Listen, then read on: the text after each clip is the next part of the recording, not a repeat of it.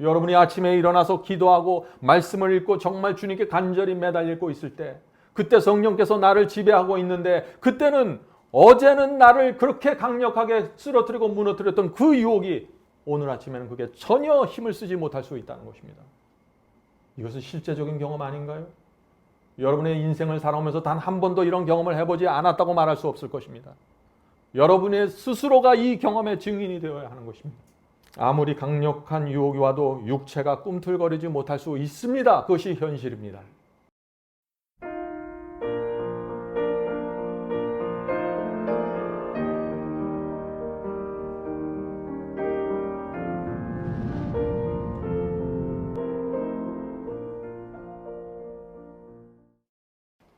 오늘 제가 나누려고 하는 말씀은 죄를 다스리는 신앙의 비결입니다. 인류가 창조된 이래 6,000년이 지났습니다. 죄가 이 세상에 들어온 지 장구한 세월이 지나갔습니다. 그런데 죄가 처음 들어왔을 때와 지금 죄에 대해서 우리가 나타내는 반응이 전혀 다른 것입니다. 아담이 첫 번째 죄를 범했을 때 그가 어땠습니까? 그는 낙엽이 떨어지는 모습을 보면서 눈물을 흘렸을 것입니다. 나 때문에 낙엽이 떨어지고 나 때문에 꽃잎이 떨어지는 모습을 보면서 너무나 슬펐을 것입니다. 그것이 죄와 죄의 결과를 바라보는 인간의 모습이었습니다. 그에게 나뭇잎 하나 떨어지는 것은 마치 오늘날 우리가 아주 친한 친구가 죽어서 장례식장에 가는 것과 같은 그런 고통과 슬픔이었을 것입니다. 그러나 이제 우리에게 나뭇잎 떨어지는 것은 더 이상 슬픔이 아닙니다. 오히려 색깔을 즐기고 때에 따라 단풍놀이 다니고 있습니다. 그것이 우리의 모습입니다. 성도 여러분, 지금 우리가 살고 있는 이 시대는 지구 역사에서 가장 죄와 악에 익숙한 세대가 될 것입니다. 그런데 문제는 성경은 창세기부터 지금까지 항상 동일한 요구를 하고 있다는 것입니다. 우리가 악에 젖어 있는 이 악한 세대를 살고 있는데 하나님께서는 여전히 우리에게 오셔서 죄를 다스리라고 명령하시는 것입니다. 하나님의 말씀에 순종하라고 명령하시는 것입니다. 우리가 어떻게 이 말씀을 받아들일 수 있을까요? 아브라함은 99세 때 하나님께서 아기를 주겠다고 하자 그 말씀을 믿을 수 없어서 웃었습니다. 오늘날도 많은 사람들이 하나님의 말씀 앞에서 웃습니다. 어떤 말씀 앞에서 웃을까요? 죄를 정복하라는 말씀 앞에서 웃는 것입니다. 순종하라는 말씀 앞에서 웃는 것입니다. 죄를 다스리라는 말씀 앞에서 웃는 것입니다. 왜 웃을까요? 상식적이 아니라는 것입니다. 비현실적이라는 것이죠.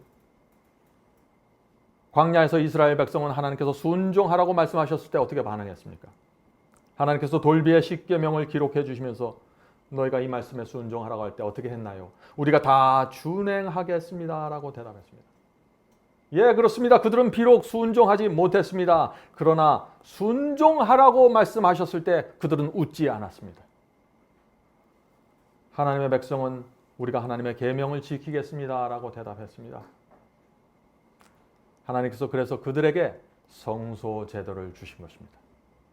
내가 너희가 계명을 지키고 이 계명을 지키면서 살다가 혹시 죄를 범하면 너희가 내 계명을 지키다가 혹시 죄를 범하면 그리스도 어린 양을 잡아서 그 피로 죄사함을 받아라. 이것이 바로 성소에서 보여주신 용서와 구원의 길 아닙니까? 오늘날 그런데 그리스도인들은 전혀 다른 태도가 나오는 것입니다. 하나님께서 너희가 나를 사랑하면 계명을 지키라고 말씀하셔도 웃는 것입니다. 비웃는 것입니다. 말도 안 된다고 말하는 것입니다. 왜 웃을까요? 모든 사람이 계명을 지키지 않기 때문이죠. 거의 모든 사람이 거짓말을 합니다. 속입니다. 모든 사람이 마음에 우상을 품고 있습니다. 모든 사람이 돈을 사랑합니다. 모든 사람이 부도덕합니다. 모든 사람들이 바람피고 부정하지만 그것을 유행처럼 받아들이고 있습니다. 그래서 웃는 것입니다. 이런 부도덕한 세상에 정말 하나님의 말씀에 순종하는 것이 가능할까요? 그것이 상식적이고 합리적일까요? 정말 모든 사람은 아니라고 생각하는 것입니다. 오늘 우리는 죄를 다스리라는 하나님의 명령을 살펴볼 것입니다. 중요한 말씀입니다. 성도 여러분, 태초부터 하나님께서 선악과를 따먹지 말라는 계명을 주셨습니다. 순종을 요구하신 것입니다. 죄를 다스리라고 요구하신 것입니다. 그러나 아담과 하와는 어떻게 했습니까? 실패했습니다. 그래서 죄를 범한 후에 아담과 하와의 본성에 큰 변화가 생겼습니다. 어떤 변화가 생겼나요?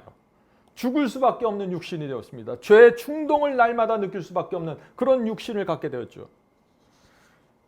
그때부터 우리의 인간의 육신은 하나님의 법을 지킬 수 없는 상태가 되어버린 것입니다. 그것이 사실입니다. 그래서 로마서 8장 7절에 이런 말씀이 있는 것입니다. 로마서 8장 7절입니다. 육신의 생각은 하나님과 원수가 되나니 이는 하나님의 법에 굴복치 아니할 뿐 아니라 할 수도 없습니다. 자, 육신에서 올라오는 생각들이 어떻다고요? 하나님과 원수라는 것입니다. 자, 이런 상태에서 인간이 어떻게 하나님의 말씀에 순종할 수 있을까요? 어떻게 죄를 이길 수 있을까요?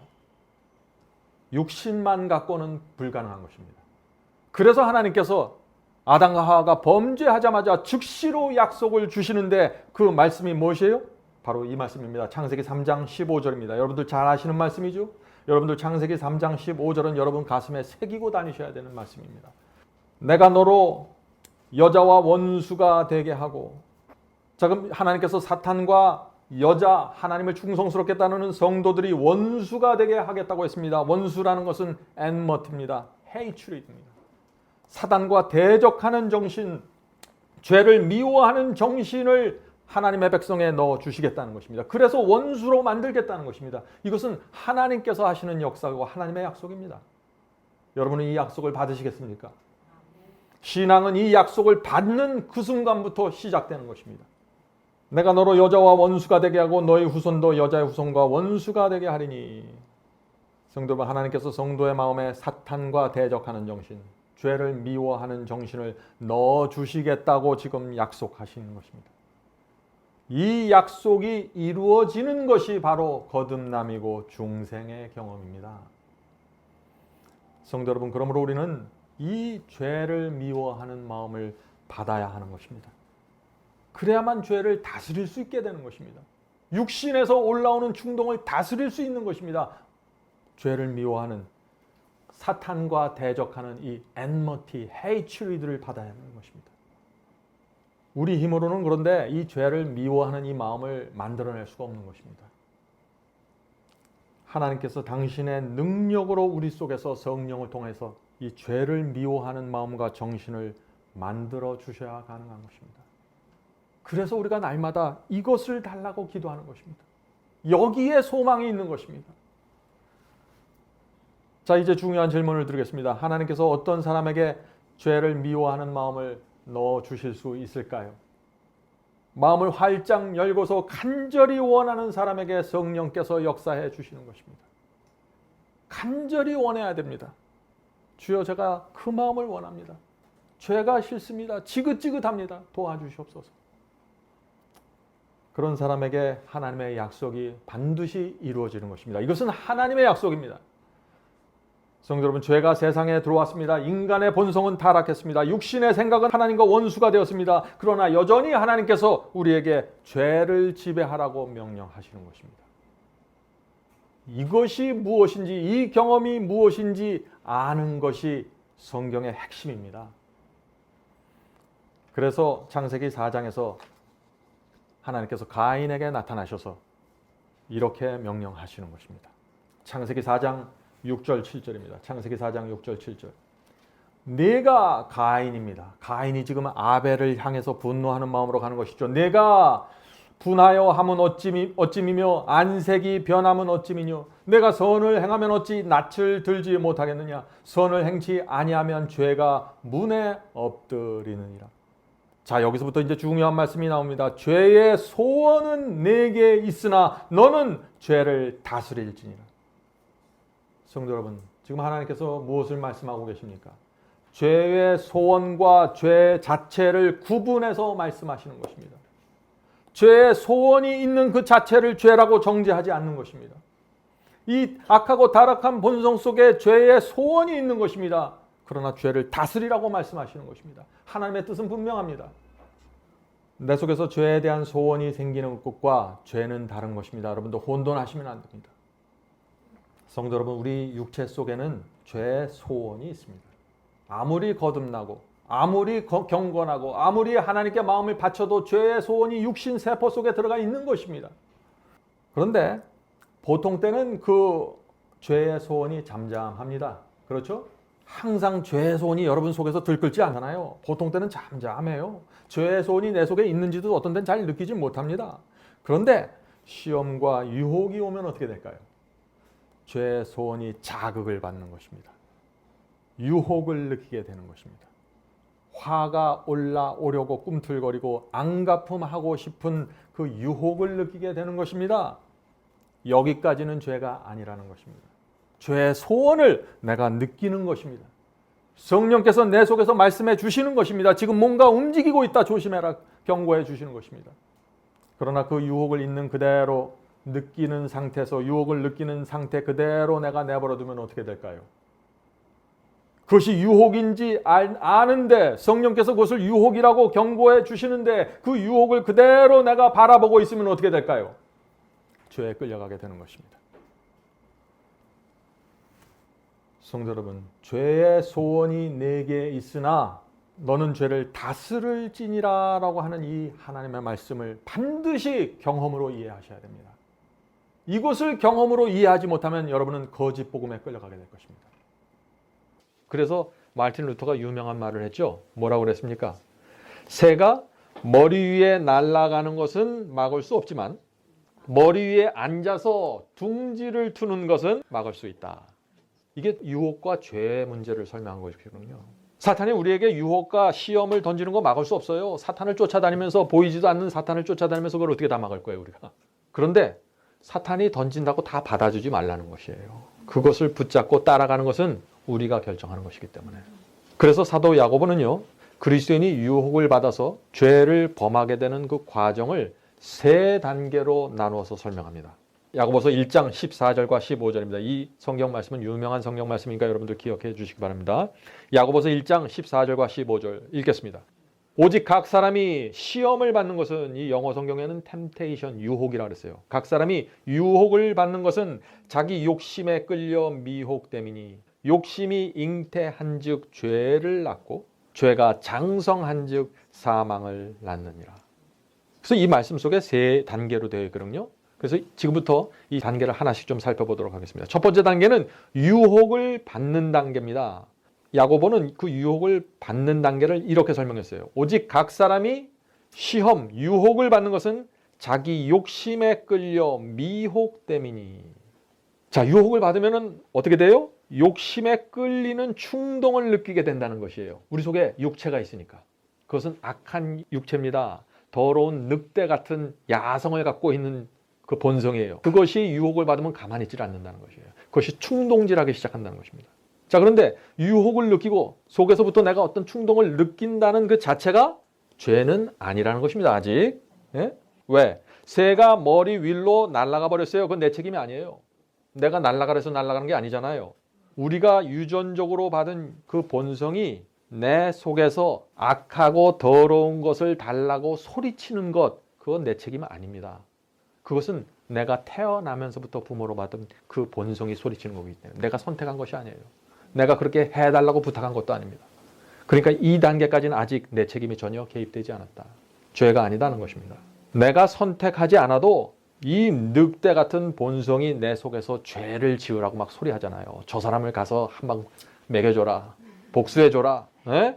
소리치잖아요. 그 소리친다고 다 들어줄 필요 없다는 얘기예요. 오늘날 많은 사람들이 이런 유혹과 어떤 충동을 느끼게 되면 자꾸 실망을 합니다. 아, 내가 이미 죄를 범했구나. 이런 충동과 이런 느낌과 이것이 올라오는 거 보니까 나는 이미 죄를 범했구나. 난 가망이 없어. 그것은 잘못된 생각이라는 것입니다. 왜냐하면 유혹을 느끼는 것 자체는 죄가 아니기 때문에. 우리가 살아있는 한, 무덤 속에 들어가기 전까지, 예수께서 재림하셔서 우리에게 영화로운 몸을 주시기 전까지 우리는 충동을 느끼면서, 유혹을 느끼면서 살아갈 수밖에 없는 것입니다. 성도 여러분, 그런데 중요한 것은 그럼 뭐예요? 유혹이 와서 내가 어떤 느낌을 갖고 충동을 느끼는 그 첫 번째 순간이 중요한 것이에요. 그래서 유혹을 느끼고 욕심에 내가 지금 끌려간다 하는 것을 인식할 때가 중요한 것입니다. 그 첫 번째 순간이. 많은 사람들이 그 첫 번째 순간을 그냥 지나가 버려요. 왜 그럴까요? 영적으로 깨어있지 않기 때문에. 말씀으로 이 양심이 예민해 있질 않아요. 성령의 음성을 들을 준비가 되어 있질 않아요. 전혀 그 마음이. 그래서 유혹이 오는데 유혹인지도 모르고 받아버리고 즐겨버리는 거예요. 첫 번째 순간을 놓쳐버리는 거예요. 우리가 절박한 심정으로 그 첫 번째 유혹의 느낌을 갖는 순간 주님께 매달려야 된다는 것입니다. 예? 우리 힘으로 이게 핸들되지 않는 문제이기 때문에 절박한 심령으로 하늘에 계신 그리스도께 나가 주여 저를 도와주시옵소서. 사탄이 지금 우는 사자처럼 저를 삼키려고 합니다. 유혹을 느낄 때 이런 기도를 하는 사람은 유혹에 안 넘어가요. 이렇게 절박하지 않아요. 우리의 기도가. 어떤 사람에 대해서 미워하는 느낌이 올라오는 순간 이런 기도를 드리는 사람이 몇 명이나 될까요? 그래서 문제가 되는 거예요. 이런 기도를 하지 않으면서 맨날 승리할 수 없다, 유혹에 끌려다니면서 살 수밖에 없다, 맨날 그런 얘기하는 거죠, 사람들이. 자, 이런 기도를 하지 않잖아요. 두 번째 단계에 넘어간다는 것입니다. 자, 두 번째 단계는 욕심을 마음에 품기로 결정하는 단계입니다. 자, 그 말씀이 어떻게 되어 있죠? 욕심이 잉태한 즉 죄를 낳고. 자, 아기가 나오려면은 어떻게 돼요? 먼저 잉태하는 과정이 있잖아요. 엄마 뱃속에. 지금 잉태라는 표현은 뭐예요? 아기를 낳는 표현 아니에요? 그래서 죄가 나오려면은 먼저 내가 어떻게 해요? 유혹을 마음에 품고 의도적으로 욕심을 마음에 품고 붙잡고 잉태하는 과정이 있어야 된다는 것입니다. 이 죄라는 것은요, 나도 모르게 하는 실수가 아니에요. 내가 나도 모르게 뒷검질하다가 남의 발을 밟아서 그 사람의 발가락이 부러졌다. 이거 굉장히 잘못된 거죠. 그러나 성경적으로 볼 때 그것을 죄라고 부를 수 있고 그 죄 때문에 네가 지옥의 정죄를 받아서 지옥을 갈 것이다. 그렇게 말할 수 없다는 것입니다. 내가 모르고 실수를 한 것이기 때문에. 그러므로 유혹을 느끼고 충동을 우리가 느끼는 그런 순간이 오면은요, 욕심이 잉태되지 않도록 기도해야 돼요. 네? 우리 속에서부터 늑대 같은 그런 본성이 올라오는 그 충동을 내가 붙잡고 그것을 즐기면서 선택하잖아요. 그럼 어떻게 돼요? 잉태가 되는 거예요. 유혹을 즐기는 순간 잉태가 돼요. 유혹을 즐기면은 죄가 이루어지는 것입니다. 거기서. 많은 사람들이 유혹이 오면 어떻게 됩니까? 그걸 자꾸 만지작거리고 장난쳐요. 아, 요거 범할까 말까? 요거 내가 가질까 말까? 유혹이 올 때 결정적으로 아주 칼처럼 내리치는 그런 신앙이 없는 거예요. 그래서 무너지는 거예요. 그래서 새가 머리 위에서 둥지를 틀고 있는데 지금 이 그림에서 보는 것처럼 둥지를 틀고 있는데 그 가만히 내버려 두는 거예요. 왜 가만히 내버려 둘까요? 재미있으니까. 네? 그래서 죄를 잉태하게 되는 것입니다. 새가 머리 위에서 둥지를 트는데 그것을 방치하고 즐기고 있으면 그게 뭐예요? 지금 사도 야고보가 말한 욕심을 잉태해서 죄가 되는 거예요. 지금 여러분들 이제 말씀을 들으니까 내가 어느 순간 무엇을 해야 될지가 분명하지 않습니까? 자, 시험을 받고 육체가 지금 꿈틀거리고 충동이 올라오려고 합니다. 우리가 그것을 어떻게 해야 되는가? 그것을요, 뭐 행동으로 옮겨야만 죄가 되는 게 아니에요. 그 충동을 내 마음속에 품고 그것을 즐기고 그것을 선택하고 붙잡고 있으면 바로 거기서 죄가 시작되는 것이에요. 그게 바로 예수께서 하신 말씀의 의미입니다. 마태복음 5장 28절이죠. 너에게 이르노니 여자를 보고 음욕을 품는 자마다 마음에 이미 간음하였느니라. 여자를 보는 것이 죄가 아니에요. 육체에서 올라오는 그 음욕을 품기로 결정했으니까 죄가 된다고 말씀하시는 거 아니에요. 네?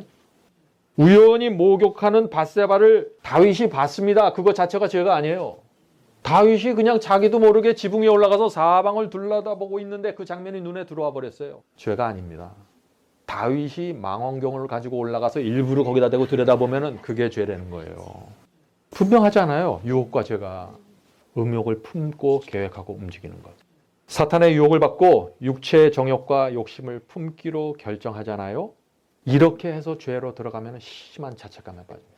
그런 사람들은 그 죄에서 빠져나오는데 시간이 걸려요. 왜? 자기가 결정했기 때문에. 자기가 그것을 유혹인지 알면서 받아버렸기 때문에. 그것을 즐겼기 때문에. 도무지 감당할 수 없는 죄책감이 몰려오게 됩니다. 정죄에 빠져버리는 거예요. 실수로 넘어지고 나도 모르는 사이에 계명을 범하는 경우들이 있잖아요. 그럴 경우에는요, 이렇게 깊은 죄책감에 빠지질 않아요. 왜? 내 의도와 선택이 포함되지 않았기 때문에. 우리의 마음은 그런 것이에요. 우리의 양심이. 그래서 조심해야 되는 것입니다. 자, 그런데 우리가 죄를 범하고 말았어요. 유혹에 굴복하고 말았어요. 그래서 양심에 깊은 가책이 생겨버렸어요. 그럼 어떻게 해야 됩니까? 그런 경우에는. 예? 승리만 말할 수는 없잖아요. 또 쓰러질 때도 우리가 말을 해야 되잖아요. 어떻게 해야 되는지 우리가 잘 압니다. 예수께 나가 죄를 고백하고 회개해야 되는 것이죠. 그러면 예수께서 우리의 영혼을 짓누르고 있는 그 죄의 책감을 벗겨주시는 것입니다. 저는 이게 얼마나 감사한지 모르겠어요. 예수님이 계시지 않았다면 누가 이 자책감을 우리로부터 벗어줄 거예요? 예? 예수께서는 내 죄가 사함을 받았다고 선언해 주십니다. 우리가 죄를 고백하고 회개할 때 말이죠. 그러므로 우리가 죄를 용서하시는 주님의 사랑을 추호도 의심하지 말아야 됩니다. 어떤 사람들은 그렇게 죄책감을 느끼고 자꾸 정죄받는 느낌을 내가 느껴야만 내가 정직한 그리스도인이라고 생각하는 사람들이 있어요. 그거 그렇지 않습니다. 전혀 그것은 주님의 뜻이 아닙니다. 십자가를 무용지물로 만들어버린 거예요. 그거는. 그리스도께서 십자가에서 왜 피를 흘리셨습니까? 우리가 죄를 범했을 때 그것을 용서해주고 속량해주기 위해서 하신 거잖아요. 근데 우리가 나는 정직해, 난 양심대로 해야 돼. 그러면서 주님께 나가서 고백하지 않고 용서받지 못하면 어떻게 돼요? 그건 십자가를 무의미하게 만드는 것이죠.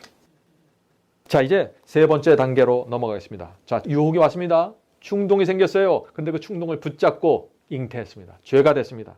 그러면 어떻게 될까요? 그 세 번째 단계로 넘어간다는 것입니다. 세 번째 단계는 죄가 성장하는 단계입니다. 자, 이 말씀에 있죠? 죄가 성장한 즉 사망을 낳느니라. 자, 죄는요, 한번 생기면은 그 상태 그대로 가만히 있지 않습니다. 죄는 자라나요. 점점 더 영향력을 키워가게 됩니다. 머리 위에 새가 날아와서 둥지를 일단 틀었잖아요. 가만히 있질 않아요. 둥지를 왜 틀었어요? 알을 낳기 위해서 틀은 거 아니에요. 그러면 알을 낳습니다. 알이 나면 또 거기서 부화가 돼요. 죄가 성장합니다. 이게 사망으로 들어가는 과정이죠. 예? 나를 멸망의 계곡까지 끌고 가는 것입니다. 그러므로 성령의 음성을 거절하고 죄를 성장시켜 온 사람은요, 어떻게 돼야 돼요? 그런 사람의 회개는요, 또 다릅니다. 그런 사람의 회개는 전격적인 굴복과 깊은 회개가 필요해요. 그런 사람들은. 왜? 한동안 시간을 갖고 끌고 갔어요. 그 죄를. 그냥 주님 용서해 주세요. 그 말 한마디 한다고 해서 되는 문제가 아니에요. 이게 너무나 오랜 세월 동안 죄가 성장해 왔기 때문에. 그래서 그런 분들은 금식을 하면서 이런 기도를 드리는 것이 좋습니다. 주여 저를 용서하여 주시고 살려 주시옵소서.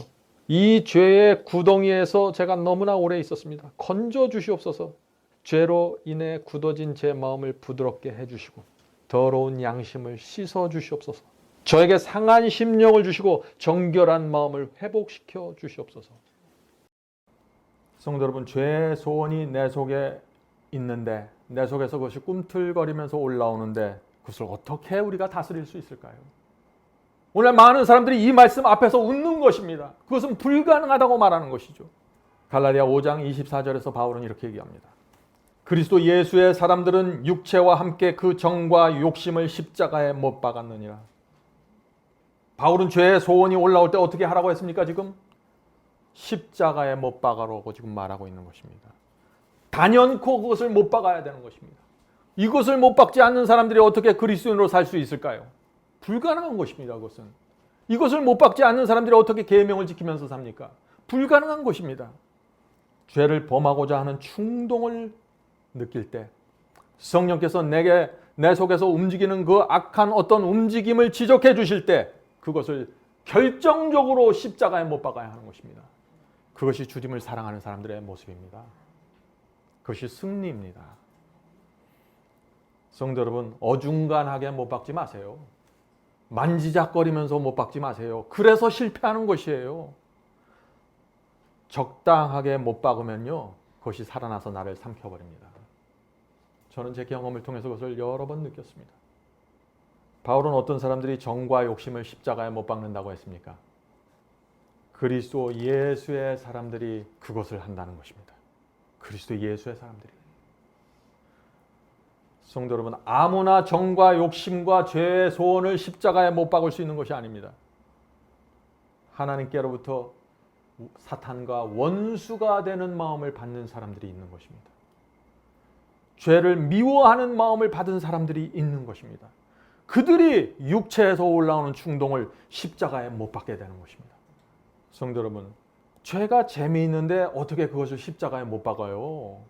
안 되는 것이에요. 그거는 유혹이 달콤한데 어떻게 그것을 십자가에, 정과 욕심을 십자가에 못 박아요? 그것은 안 되는 것입니다. 새 마음을 받아야 가능한 것입니다. 오늘날 많은 사람들이 이 새 마음을 받는 경험, 진심으로 회개하는 경험 없이 정과 욕심을 십자가에 못 박으려고 도전하다가 실패하는 것이에요.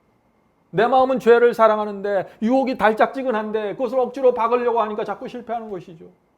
복음을 정확하게 이해하셔야 됩니다. 우리의 경험이 어디에서 출발하는지 말이죠. 자, 제가 이제 중요한 질문을 드립니다. 유혹이 온다고 해서 항상 죄의 소원이 우리를 자극합니까? 시험이 오면은 항상 우리 속에서부터 정과 욕심이 꿈틀거리면서 머리를 쳐들고 일어나나요? 여러분은 이 질문에 대해서 어떻게 대답하시겠습니까? 아닙니다. 시험 받을 때마다 육태가 크게 요동치는 것은 아닙니다. 이 점에 오해가 있으면 안 되는 것이에요.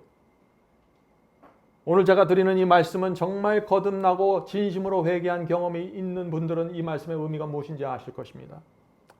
아무리 자극적이고 강력한 유혹이 와도 내 속에 영혼의 평안이 있을 수 있는 것입니다. 왜 그럴까요? 성령께서 내 마음을 지배하고 있을 때입니다. 그때는 유혹과 시험이 몰려와도 힘을 쓰지 못하게 됩니다.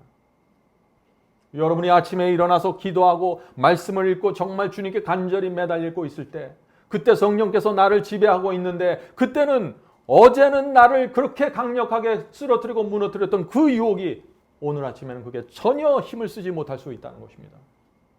이것은 실제적인 경험 아닌가요?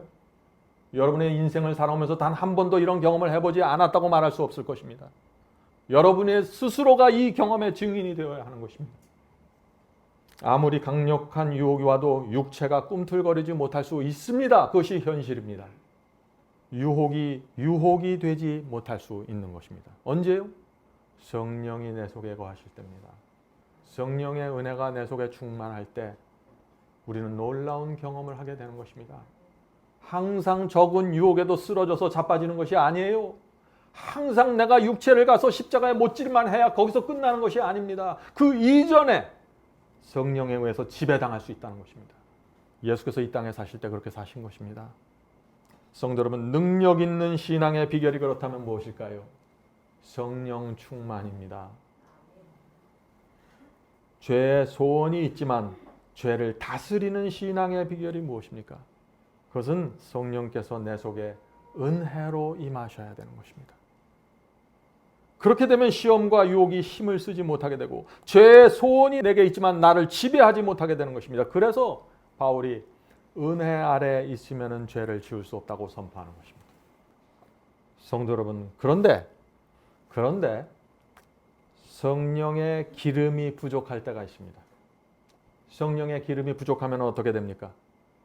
조그만 유혹에도 육체의 정욕이 쉽게 자극을 받게 됩니다. 적은 시험에도 크게 흔들리게 됩니다. 성도 여러분, 제가 다시 한번 질문 드립니다. 왜 우리에게 똑같은 유혹이 오는데 어떤 때는 그것이 나를 지배하지 못하고 어떤 때는 나를 강력하게 압박하게 될까요? 무엇이 문제입니까? 성령의 기름이 문제인 것입니다. 해결을 성령께 가서 보아야 하는 것입니다. 성령이 결핍되면요, 다윗 왕 같은 사람도 밧세바에게 쓰러지고 말아요. 성도 여러분, 이 죄의 유혹이라는 것은 성령의 기름이 내게 있는가 없는가로 결정되는 것이에요. 오늘날 기독교의 문제가 무엇입니까? 성령의 능력이 무엇인지 모르는 것입니다. 성령의 은사에만 매달려 있습니다. 방언에 매달려 있고 치유 은사에 매달려 있고 내 속에서 죄의 소원이 올라올 때 그것을 제압하고 물리치는 성령의 능력, 이것을 놓친 것입니다. 그래서 죄를 지배하라고 말하면 사람들이 웃는 것입니다. 오늘날 많은 사람들이 이 유혹을 물리치고 죄를 다스린다는 이 진리를 상상도 하지 못한 채 기독교회를 수십 년 동안 다니고 있는 것입니다. 성도 여러분, 마지막 시대가 되면서 지구 전체가 죄에 익숙해져 버렸습니다. 죄를 범하는 것이 너무나 당연하게 되었습니다. 그래서 내가 죄를 품고 있고 죄를 붙잡고 있으면서도 은혜가 다 덮어준다는 가르침이 교회 전체를 휩쓸고 지나가 버리는 것입니다. 그런 사람들은 하나님의 말씀과 계명에 순종해야 합니다라고 말하면 웃는 것이죠. 죄를 이긴다는 것은 말이 안 된다고 생각하는 것입니다. 자, 그런 분들은 이 말씀을 보아야 하는 것입니다. 이사야 14장입니다. 이사야서 14장 12절 14절. 킹제임스 성경으로 읽겠습니다. 너 아침의 아들 루시퍼여 어찌 그리 하늘에서 떨어졌으며 너 열국을 엎은 자여 어찌 그리 땅에 찍혔는고. 자, 하늘에 있던 루시퍼가 땅으로 쫓겨 내려왔죠. 이때부터 지구가 사탄과 악령들의 전쟁터가 된 것입니다. 하나님과 사탄의 전쟁이 지구에서 펼쳐지게 된 것입니다. 자, 루시퍼가 왜 땅으로 쫓겨났습니까? 이유가 무엇입니까? 내가 내 마음에 이르기를 내가 하늘에 올라 하나님의 뭇별 위에 나의 보좌를 높이리라. 성도 여러분, 전쟁의 무엇이에요? 보좌의 싸움입니다. 내 보좌를 하나님의 보좌 위에 올려놓겠다는 것입니다. 하나님과 비기는 존재로 내가 되고 싶다는 것입니다. 이것이 전쟁입니다. 내가 북극 지폐의 산 위에 좌정하리라. 가장 높은 구름에 올라 지극히 높은 자와 하나님과 비기리라 하더라. 사탄이 전쟁을 시작한 목적이 무엇이에요? 여러분들 이것을 분명하게 마음에 새겨야 합니다. 하나님의 보좌를 뺏기 위한 전쟁입니다. 오늘 많은 사람들이 은혜로 구원받는다. 은혜가 내 죄를 덮어준다. 은혜가 나를 용서한다. 은혜만 얘기하죠. 전쟁을 보아야 합니다. 우리는 이 전쟁에서 하나님과 사탄 중 하나를 선택해야 하는 것입니다. 성도 여러분, 우리는 지금 하나님과 사탄의 치열한 전쟁터를 살아가고 있어요. 이 전쟁에서 사탄이 무엇을 노리고 있는지 정확하게 알아야 되는 것입니다. 그래야만 기만당하지 않는 것입니다. 사탄이 노리고 있고 타겟팅하고 있는 것이 무엇일까요? 사탄은 지금 하나님의 말씀과 계명을 지킬 수 없다는 이 생각을 온 세상에 퍼뜨리고 있는 것입니다. 그래서 하나님께서 나타나셔서 내 말에 순종하라, 내 계명을 지키라고 할 때 온 세상 사람들이 하나님을 향해서 웃게 만드는 것이 사탄의 목적입니다. 그래서 사탄은 처음부터 하나님의 계명을 집요하게 공격하는 것입니다. 자, 모세가 지은 성소가 있죠? 광야에서 하나님께서 모세에게 성소를 지으라고 했습니다. 그 성소에서 하나님께서 어디에 임재하셨나요? 성소 어디에 하나님께서 계셨어요? 지성소에 계셨죠.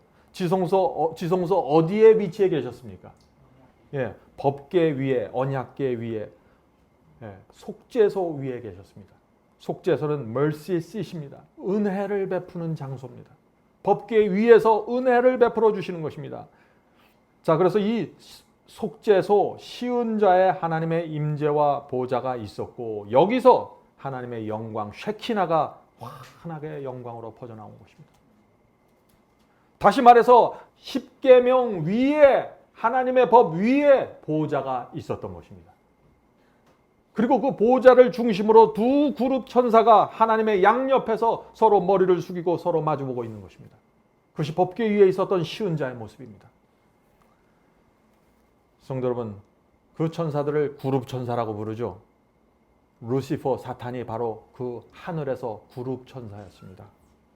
그래서 사탄은, 루시퍼는 어디를 공격해야 하나님의 보좌가 흔들리고 무너지는지 정확하게 아는 것입니다. 왜요? 하나님의 보좌를 바치고 있는 것이 법이기 때문에 그런 것입니다. 하나님의 법이 하나님의 보좌를 지지하고 떠받치고 있는 것입니다. 여러분들 이 말씀을 머릿속에 마음속에 잘 담아두셔야 되는 것입니다. 자, 왜 사탄이 하나님의 법을 공격할까요? 국가에 법이 없으면은요, 대통령이 무슨 권위가 있어요? 아무 권위가 없는 것입니다. 무정부 상태가 되는 것이에요. 법이 흔들리면 아무 권위도 존재할 수 없는 것입니다. 하나님의 나라에는 법이 있는 것입니다. 하나님의 보좌는 그 법에 의해서 세워지고 지지되는 것입니다. 권위가 세워지는 것입니다. 그래서 시편 89편 14절에 이런 말씀이 있는 것입니다. 시편 89편 14절. 의와 공의가 주의 보좌의 기초라. 자, 무엇이 하나님의 보좌의 기초라고요?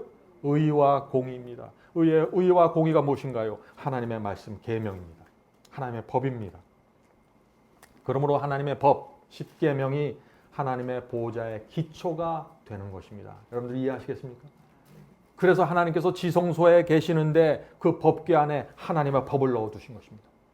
이 법에 의해서 내가 내 권위를 지키겠다. 누구든지 이 법을 지키는 자는 내 권위를 인정하는 내 백성으로 인정하겠다고 선포한 것입니다. 이것이 하나님과 사탄의 전쟁입니다. 하나님께서는 계명을 지키라고 명령하시고 사탄은 계명을 지키지 못하게 막는 것입니다. 이것이 하나님과 사탄의 전쟁입니다. 그래서 사탄이 이 오늘날 교회 안에 피조물은 하나님의 거룩한 계명을 지킬 수 없다는 거짓말을 온 세상에 퍼뜨려 놓은 것입니다. 하나님께서는 사탄의 그런 거짓말을 막기 위해서 어떻게 하셨습니까? 비록 너희의 육체에서 죄의 소원이 올라올지라도 너희가 하나님의 법궤 안에 있는 이 하나님의 계명을 지킬 수 있는 방법을 가르쳐 주신 것입니다. 어떻게 가르쳐 주셨나요? 지성소에서 어떻게 가르쳐 주셨어요? 법궤 안에 그 방법을 넣어 두셨습니다. 어떻게 하면 너희들이 이 계명을 지킬 수 있는지. 자, 히브리서 9장 3절부터 5절입니다. 히브리서 9장 3절부터 5절.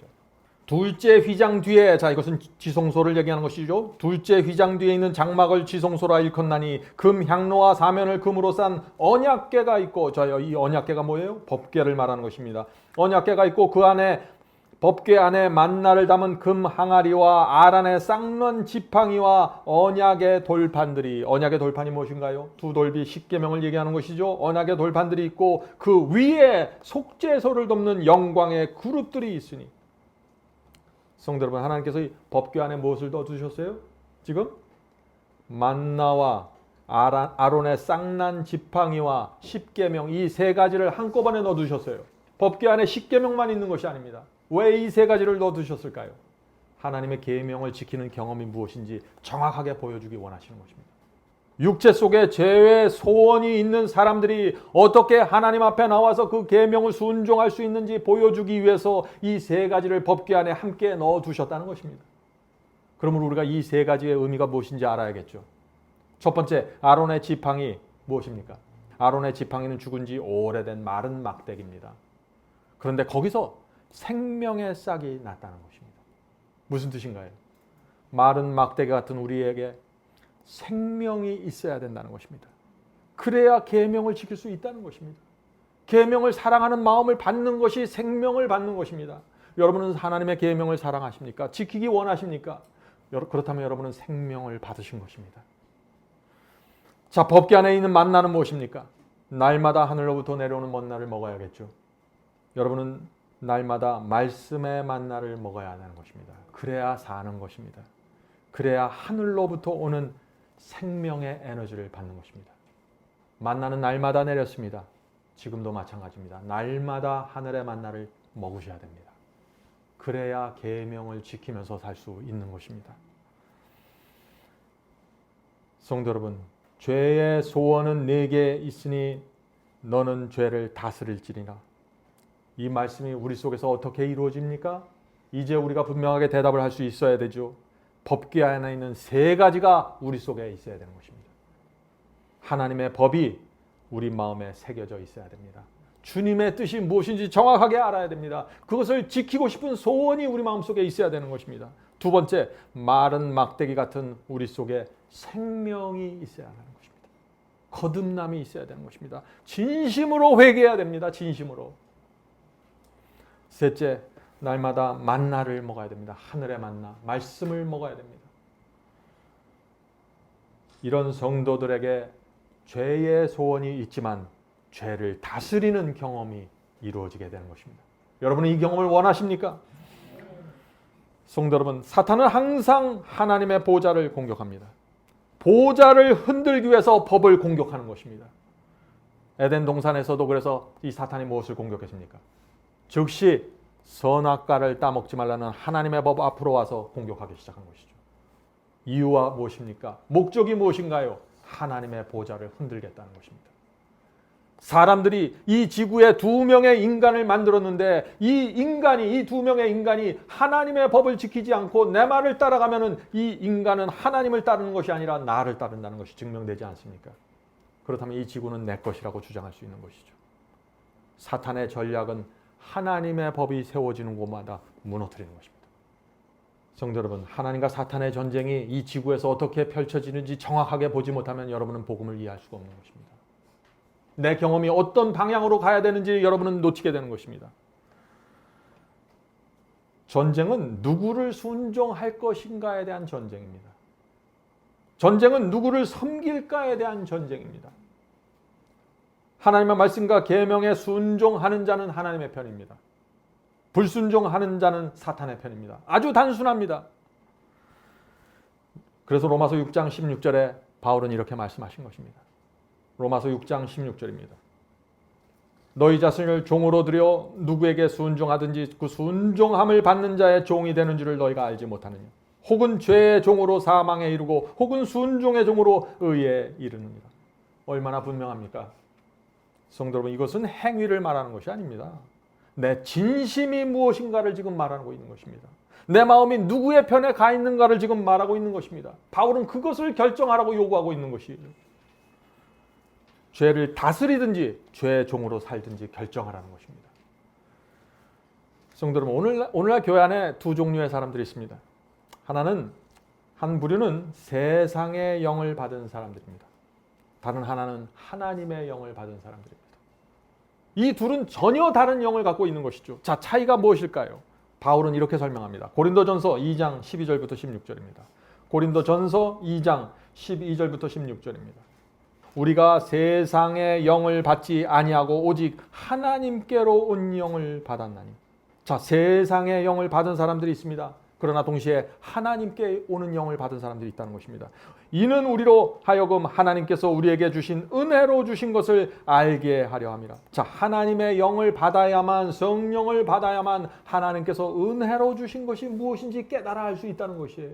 세상의 영을 받으면 그것을 알 수가 없다는 것입니다. 우리가 이것을 말하거니와 사람의 지혜의 가르친 말로 아니하고 오직 성령의 가르치신 것으로 하나니 신령한 일은 신령한 것으로 분별하느니라. 육에 속한 사람은 하나님의 성령의 일을 받지 아니하나니. 자, 육에 속한 자들은 무엇을 받지 못한다고요? 성령의 일을, 성령의 역사를 받지 못한다는 것입니다. 육에 속한 자는 왜 성령께서 하시는 이 역사를 받지 못하게 될까요? 육에 속한 자들은 성령의 역사가 미련하게 보인다는 것입니다. 계속해서 읽어보죠. 저희에게는 미련하게 보이며 또 깨닫지도 못하나니. 여기에 문제가 생기는 것입니다. 이런 일은 영적으로야 분별함이니라. 신령한 자는 모든 것을 판단하나 자기는 아무에게도 판단을 받지 아니하느니라. 누가 주의 마음을 알아서 주를 가르치겠느냐. 그러나 우리가 그리스도의 마음을 가졌느니라. 성도 여러분, 말 잘하고 능력 있고 일 잘하고 성경을 잘 가르치는 것처럼 보입니다. 거의 완벽하게 보입니다. 그런데 성령의 역사를 모를 수 있다는 것입니다. 성령의 은혜가 내 속에서 어떻게 역사해서 죄를 다스리고 지배하는지 모를 수 있다는 것입니다. 어떤 사람들이요? 세상의 영을 갖고 있는 사람들, 육에 속한 사람들 말이죠. 육에 속한 사람들, 세상의 영으로 사는 사람들에게 바울의 이런 말씀을 들려주면 크게 당황합니다. 로마서 6장에 있는 말씀입니다. 로마서 6장 12절 14절입니다. 로마서 6장 12절 14절. 그러므로 너희는 죄로 너희 죽을 몸의 왕노릇하지 못하게 하여 몸의 사욕을 순종치 말고. 육체에서 올라오는 욕심에 따라가지 말라는 것입니다. 죄의 소원이 있지만은 그것을 따라가지 말라는 것이죠.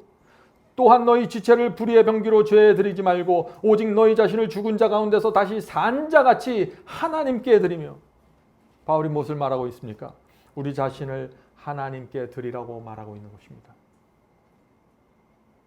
성도 여러분, 여러분의 자신을 하나님께 바쳐야 합니다. 그래야 성령께서 우리 속에 들어오셔서 우리를 지배할 수 있는 것입니다. 그래야 우리가 죄의 소원이 있어도 그것을 지배할 수 있게 되는 것입니다. 그것은 내 능력이 아니라 성령의 능력입니다. 죽었다가 살아난 자처럼 그런 감사와 감격을 가지고 우리 자신을 하나님께 드리라는 것입니다. 지옥까지 않으려고 드리는 것이 아니라 감사와 감격으로. 죽었다가 살아났으니 얼마나 감사하겠어요. 그런 마음으로 주님께 드려야 됩니다. 너희 자신을 의의 병기로 하나님께 드리라. 죄가 너희를 주관치 못하리니 이는 너희가 법 아래에 있지 아니하고 은혜 아래에 있음이니라. 얼마나 진리가 분명합니까? 은혜 아래에 있으면은 죄가 우리를 주관하지 못한다는 것입니다. 유혹이 와도 유혹이 힘을 쓰지 못한다는 것입니다. 그런 그리스도인의 삶이 가능할까요? 가능합니다. 여러분은 이미 여러 번 여러분의 생애 속에서 그것을 경험했을 것입니다. 여러분이 이 말씀에 대해서 증인이 되어야 하는 것입니다. 많은 사람들이 야고보의 이 말씀을 참 읽으면 당황합니다. 야고보의 이 말씀을 좀 들어보세요. 야고보서 1장 12절입니다. 시험을 참는 자는 복이 있도다. 자, 시험이 뭐예요? 영어로 temptation입니다. 유혹이 오는데 그것을 참는 자는 복이 있다는 것입니다. 성도 여러분, 시험과 유혹이 옵니까? 참으셔야 합니다. 죄의 소원이 있지만 그것을 참고 다스려야 합니다. 그래야 복이 있다고 지금 야고보가 말하고 있는 것입니다. 시험을 참는 자는 복이 있도다. 이것에 옳다 인정하심을 받은 후에, 자, 시험이 왔을 때 참아야만 의롭다고 옳다고 하나님께 인정받는다는 것입니다. 성도 여러분, 진리는 너무 분명하지 않습니까? 애매한 것이 없습니다.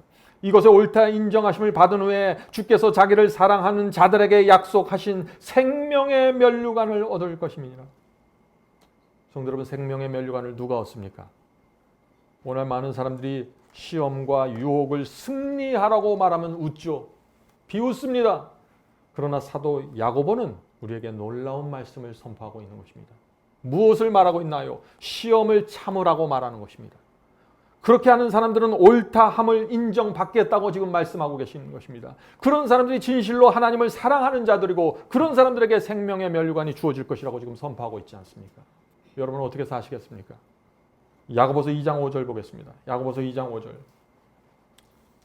내 사랑하는 형제들아 들을지어다. 하나님이 세상에 대하여는 가난한 자를 택하사 믿음에 부요하게 하시고 또 자기를 사랑하는 자들에게 약속하신 나라를 유업으로 받게 아니하셨느냐. 야고보의 말씀은 계속해서 이어집니다. 하나님을 사랑하는 자들에게 유업이 약속되어 있다고 말하는 것입니다.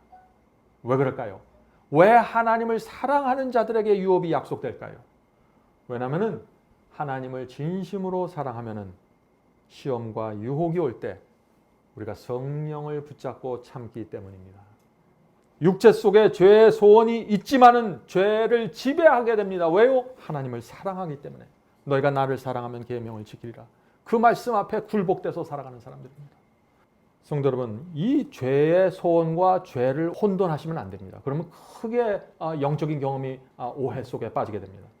어떤 분들은 속에서 죄의 소원이 느껴지면 나는 죄를 범했구나 하면서 자꾸 좌절해요. 유혹을 느끼면 나는 이미 죄를 범했다고 생각하는 것입니다. 그것이 아니죠. 죄의 소원이 느껴지는 것은 유혹을 느끼고 있는 상태입니다. 아직 죄가 아니에요. 죄의 소원이 느껴질 때 우리는 성령께 달려가서 간구해야 하는 것입니다. 주여 도와주시옵소서. 죄의 소원이 있지만 제가 이것을 다스리기 원합니다. 도와주시옵소서. 이것이 신앙입니다. 성도 여러분, 그래서 우리에게 성령의 능력이 필요한 것입니다. 성령을 간절히 구하셔야 되는 것입니다. 죄의 소원은 성령의 능력으로만 지배될 수 있는 것입니다. 우리가 정말 원하면은 하나님께서 그 능력을 주시고 죄를 미워하는 마음도 주시는 것입니다. 성도 여러분, 우리가 정말 주님께 나가 죄를 미워하는 마음을 받으면은요, 죄가 재미있지 않습니다. 여러분, 죄가 재미있어요? 이 세상이 재미있습니까? 우리가 정말 새 마음을 받으면 죄에 대해서 관심이 사라집니다. 이 세상의 돈과 욕심과 안목의 자랑과 이생의 자랑에 별로 관심을 갖지 않게 되는 것이에요. 그래서 힘을 쓰지 못하게 되는 것입니다. 이 죄의 소원들이. 성도 여러분, 오늘 이 시간에 여러분의 신앙을 황폐하게 만드는 죄가 마음속에 있습니까? 버리셔야 합니다. 성령께서 죄를 지적해 주시는데 그것을 잘 버릴 수가 없나요? 죄를 미워하는 마음을 달라고 기도하셔야 됩니다. 모든 것은 하나님께 오는 것입니다. 우리가 할 수 있는 것은 소원이고 간절함이고 간구입니다. 기도입니다. 하나님께서는 오직 지금 하나의 문제를 갖고 계십니다. 그것은 무엇일까요? 그것은 죄의 문제입니다. 그 죄의 문제를 해결하기 위해서 그리스도께서 십자가에서 생명을 바치신 것입니다. 이미 죄를 범한 자는 그리스도의 피로 용서를 받고 지금 시험을 받고 있는 자는 그리스도의 십자가 앞에 나가서 능력과 은혜를 받아야 하는 것입니다. 이것이 하나님께서 죄를 해결하는 방법입니다. 성도 여러분, 많은 사람들이 사탄은 너무 강하다고 말하죠. 그렇습니다. 사탄은 강력한 존재입니다. 하나님과 그리스도와 성령을 제외하면 사탄이 가장 우주에서 강한 존재입니다. 그것은 사실입니다. 사탄은 하늘에 있는 어떤 천사보다 강력합니다. 그는 그룹 천사였습니다. 그런 사탄에게서 죄의 힘이 나온다는 사실을 여러분들 아셔야 돼요. 죄의 힘이 그러니까 얼마나 강할까요? 무시할 수 없는 것입니다. 그것은. 우리가 그래서 죄와 싸울 때 우리 힘으로 싸워서 이겨보려고 도전하면 문제가 생기는 것입니다. 저는 젊었을 때 이 도전을 한번 해봤습니다. 죄를 이기라는 하나님의 말씀을 듣고 제가 도전을 했어요. 안 되는 것입니다. 처절하게 실패한 다음에 그 다음에 제가 그리스도께 나가 주여 저를 도와주시옵소서. 이 주의 말씀은 진리인데 왜 이것이 제 속에서 이루어지지 않습니까? 성령을 알게 됐습니다. 우리가 죄와 싸울 때 우리 힘으로 싸워 이길 수 없는 것입니다. 불가능합니다. 우주 전체에서 사탄과 죄를 이길 수 있는 분은 삼위 하나님밖에 없는 것입니다. 우리가 이 사실을 깊이 마음속에 받아들여야 인간의 행위에서 인간의 얄팍한 생각에서 벗어나게 되는 것입니다. 우리가 사탄을 알면요, 우리가 정말 우리 자신을 알고 우리가 정말 하나님을 알면은 죄와 유혹이 올 때 온 힘을 다해서 하나님께 달려가게 됩니다. 다른 초이스가 없는 것입니다. 주여 살려주시옵소서. 죄가 저를 쫓아오고 있습니다. 저를 숨겨주시옵소서. 이것이 승리하는 생애의 비결입니다. 성도 여러분, 이렇게 기도하는 성도들이 죄를 이길 수 있을까요? 이길 수 있습니다. 이길 수 있는 것입니다. 집채만한 황소가 저기서 씩씩거리면서 근육 자랑을 하면서 그 어린아이를 쫓아오고 있다고 그 장면을 생각해 보세요. 어린아이가 어떻게 해야 됩니까? 죽을 힘을 당해서 집으로 도망가야겠죠. 성도 여러분, 우리가 죄를 그렇게 피해야 되는 것입니다. 많은 사람들이 집채만한 황소를 이겨보겠다고 달려들죠. 그래서 실패하는 것입니다. 그래서 거기서 인간의 의가 나오고 좌절과 낭망이 생기는 것입니다. 성도 여러분, 유혹이 느껴지십니까? 죽을 힘을 다해 하나님께 도망가십시오. 죄를 미워하는 마음을 받은 성도들은 죄가 올 때 죽을 힘을 다해서 하나님께 피신할 것입니다. 그것이 거듭난 성도입니다. 그것이 하나님이 누군지 알고 내가 누군지 알고 사탄이 누군지 아는 성도의 마음입니다. 성도 여러분, 우리는 성령께 이렇게 늘 간구해야 되는 것입니다. 성령님, 제 양심을 정결케 해 주셔서 유혹이 올 때 제가 빨리 그것을 인식할 수 있게 가르쳐 주시옵소서. 육체가 나를 끌어가려고 할 때 빨리 하나님께 도망칠 수 있도록 저를 인도해 주시옵소서. 이것이 성도의 신앙입니다. 성도 여러분, 사탄이 유혹하고 시험할 때요, 사탄과 앉아서 놀지 마세요. 사탄은 우리가 그럴 수 있는 대적이 아닙니다. 유혹이 올 때 이 핑계 저 핑계 대고 사탄 앞에서 놀지 마세요. 그러면 쓰러지는 것입니다. 유혹이 올 때 그것을 만지작거리면서 장난치지 마세요. 그래서 무너지는 것입니다. 죄의 힘은 우주에서 삼위 하나님 바로 밑에 있는 그런 힘을 갖고 있는 사탄에게서 오는 것입니다. 그 앞에서 우리가 장난을 치고 놀아요? 그것은 자살행위죠. 죄는 인간의 힘으로 이길 수 있는 것이 아닙니다. 성령께서 이것이 유혹이라고 알려주는 순간 즉시 하나님께 도망치는 사람들은 살게 될 것입니다. 성령의 음성에 들려올 때 그것에 굴복하지 않고 고집 피우는 자들 죄에게 잡혀먹습니다. 날마다 사탄이 이 엄청난 죄의 파워를 이용해서 우리를 끌어가려고 하는 것입니다. 그것을 이길 수 있는 유일한 방법이 있는데 그것은 사탄의 파워보다 훨씬 더 강력한 하나님의 파워에 의지하는 것입니다. 그것밖에 방법이 없어요. 바울은 그래서 놀라운 말씀을 하는 것입니다. 저는 이 말씀이 얼마나 좋은지 모르겠습니다. 하나님의 능력, 하나님의 파워를 믿는 성도들에게 주께서 이 말씀을 주십니다. 이 말씀을 들어보시기 바랍니다. 에베소 1장 말씀입니다. 에베소 1장 19절 20절입니다. 그의 힘의 강력으로 역사하심을 따라 믿는 우리에게 베푸신 능력의 지극히 크심을 어떤 것을 너희로 알게 하시기를 구하노라. 성도 여러분, 이 말씀이 무슨 뜻입니까? 하나님의 큰 능력이 우리에게 주어졌다는 것입니다. 바울은 그 능력이 얼마나 큰지 너희들이 좀 지켜보라는 것입니다. 계속해서 읽어보죠. 그 능력이 그리스도 안에서 역사하사 죽은 자들 가운데서 다시 살리시고 하늘에서 자기의 오른편에 앉히사. 성도 여러분, 하나님께서 우리에게 주시는 능력은 죽은 자를 살리는 능력이라는 것입니다. 무에서 유를 창조하시는 능력이라는 것입니다. 그 능력을 받아야만 죄를 이길 수 있다는 것입니다. 그 능력을 받아야만 유혹을 물리칠 수 있다는 것이에요. 그 능력을 받아야만 죄의 소원이 내게 있을지라도 내가 죄를 다스릴 수 있게 된다는 것입니다. 이것이 하나님의 복음이고 진리입니다. 성도 여러분, 우리의 생애 속에 정말 우리가 이 복음 속으로 들어갈 수 있을까요? 간절한 자는 들어가게 될 것입니다. 성도 여러분, 하나님께서는 이 하늘의 능력을 주시겠다고 분명하게 약속했어요. 창세기 3장에서도 약속하시고 에베소 1장에서도 약속하시고 성경에서 계속해서 이 능력을 약속해 주시는 것입니다. 은혜 아래에 있으면 죄를 범하지 않겠다는 약속 말이죠. 그런데 어떤 사람이 이 능력을 받지 못한다면 그것은 누구 책임입니까? 그것은 사람의 책임이라는 것입니다. 하나님의 책임이 아닙니다. 성도 여러분, 하나님께서 우리를 대신해서 죄를 이겨주시는 것이 아닙니다.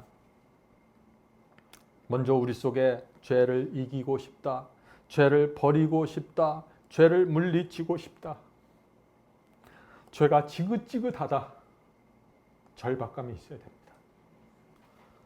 담배를 끊고 싶다는 간절한 소원이 있어야 되는 것입니다. 이 부도덕한 죄를 끊어버리고 싶다는 절박한 소원이 있어야 되는 것입니다.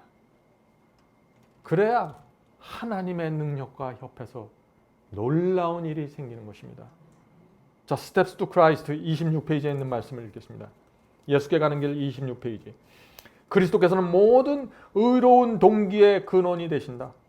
오직 그분만이 우리 마음 가운데 죄에 대한 증오심을 넣어주실 수 있는 유일한 분이시다. 이 증오심을 받아야 되는 것입니다. 진리와 순결에 대한 모든 욕망, 우리 죄에 대한 모든 감각은 그리스도의 영이 우리의 마음에서 활동하시는 증거이다. 성도 여러분, 여러분은 마음속에 이 증거를 갖고 계십니까? 의에 대한 욕망, 의에 대한 간절한 소원이 여러분 마음속에 있나요? 그렇다면 그리스도께서 여러분 속에서 역사하시는 증거입니다. 그것은 순결하고 싶은 소원이 있습니까? 그리스도의 영이 여러분 속에서 지금 역사하고 계신 것입니다. 이런 소원과 이런 간절함이 우리 속에서 나올 때 그것을 귀하게 받으셔야 됩니다. 왜요? 그것은 그리스도의 영이 하시는 하늘의 역사이기 때문에 그런 것입니다. 그러므로 우리는 날마다 이렇게 기도해야 합니다. 하늘에 계신 아버지, 나에게 선에 대한 욕망을 주시옵소서. 어떤 사람들은 이 선에 대한 욕망 자체도 없을 수 있죠. 없으면 기도해서 달라고 하셔야 되는 것입니다.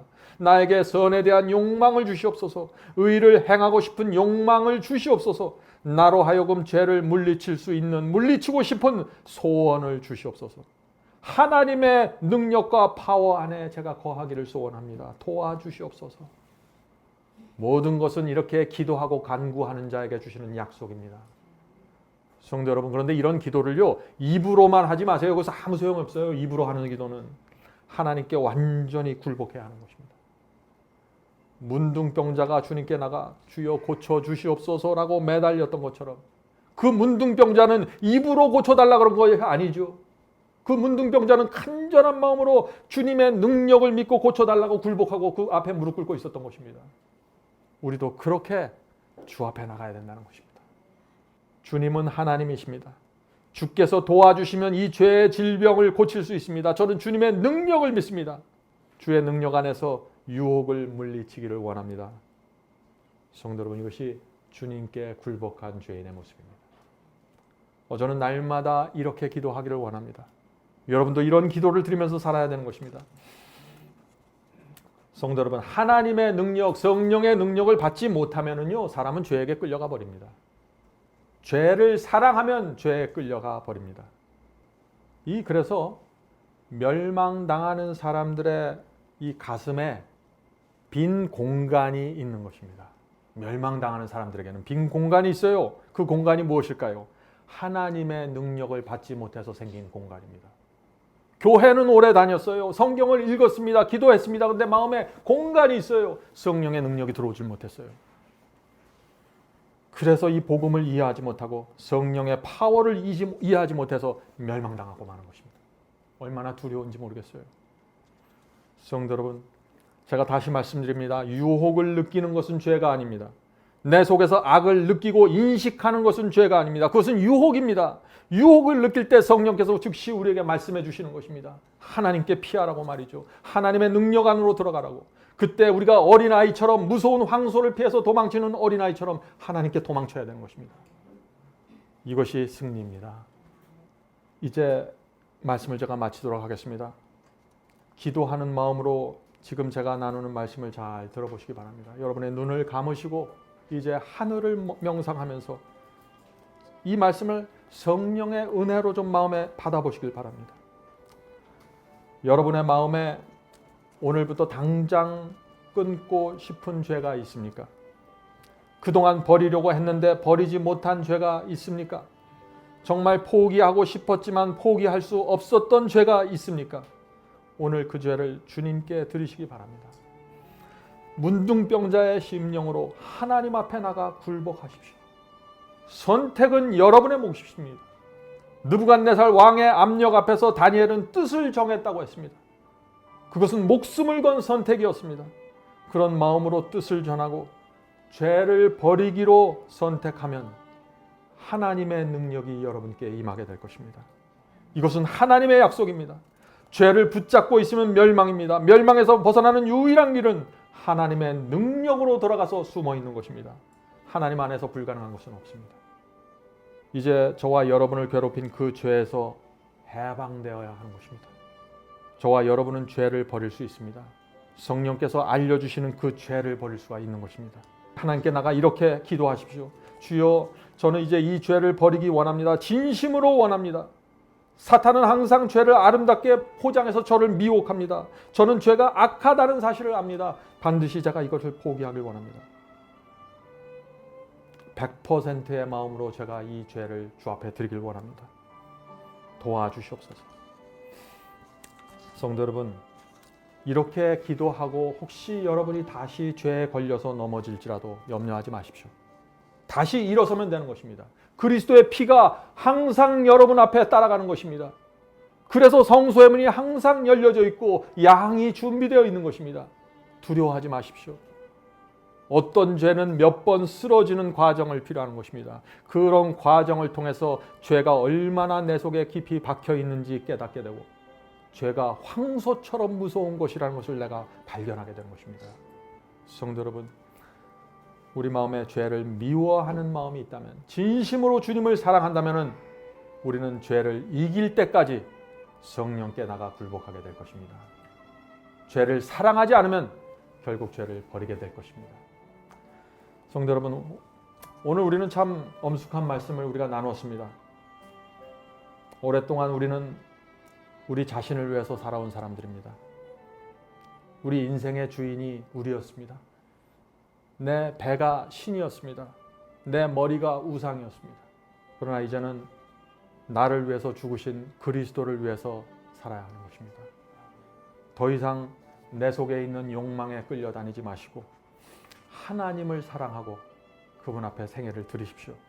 그렇게 할 때 죄를 다스리는 경험이 우리 속에서 분명하게 이루어질 것입니다. 하늘에 계신 저희들의 아버지, 저에게 겸손을 가르쳐 주시옵소서. 저희 마음속에 겸손이 사라질 때 성령을 통해서 저에게 가르쳐 주셔서 겸손을 회복시켜 주시옵소서. 하늘에 계신 아버지, 저희가 하나님을 끝까지 따라가기를 원합니다.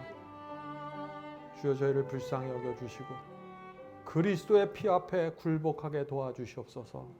하나님의 사랑과 은혜가 저희의 가슴을 쳐서 하나님의 뜻대로 사는 것이 소망이고 기쁨이고 즐거움 될 수 있도록 도와주시옵소서. 하늘에 계신 아버지, 오늘 이 자리에 무릎 꿇고 있는 영혼들 각자를 기억해 주시고 이제 새롭게 빛을 받고 주 앞에 나온 영혼들입니다. 마지막 때 여자의 후손이 되기를 간절히 사모하는 영혼들입니다. 주여, 이제 시작하는 이 영혼들, 주께서 각자의 영혼을 찾아주시고 필요한 것을 공급해 주시고 말씀으로 그 앞의 길을 인도해 주시옵소서. 이 교회 안에서 하나님께서 원하시는 교제가 이루어지고 하나의 아름다운 신앙 공동체가 돼서 우리가 남은 생에 살아갈 수 있도록 도와주시옵소서. 예수님의 이름으로 간절하게 기도드립니다.